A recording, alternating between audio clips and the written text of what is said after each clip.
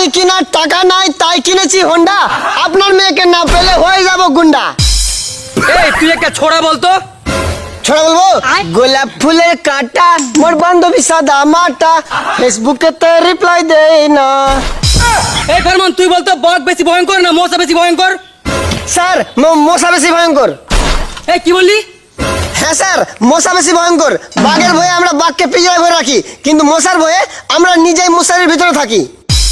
Sir এবার আপনি বলেন তো কোন প্রাণী দুধ আর ডিম দুটোই দেয়? এই কি বলছিস? এরকম কোনো প্রাণী আছে নাকি? আচ্ছা স্যার, দোকানদার টাকা দিলে দুধও দেয় আর ডিমও দেয়। এই তুই বড় হয়ে কি হতে চাস? স্যার আমি বড় হয়ে দাঁতের ডাক্তার হতে চাই। কেন রে তুই হাত পা ফুসফুস এগুলো বাদ দিয়ে তুই দাঁত ডাক্তার কেন হবি?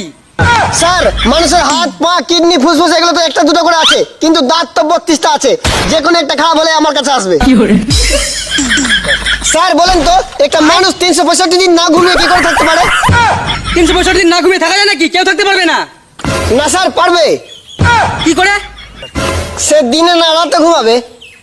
আচ্ছা তুই ধর বড় দেখে নদীর মাঝখানে একটা লেবুর গাছ আছে, তুই লেবুটা কি করে নিয়ে আসবি?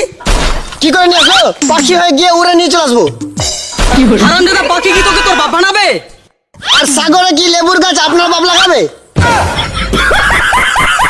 এই স্যার খুব তো আমাকে প্রশ্ন করেন, এবার আপনাকে আমি প্রশ্ন করছি। কর দেখি। একটা ঘোড়ার মাথা যদি উত্তর দিকে থাকে তাহলে লেজ কোন দিকে থাকবে?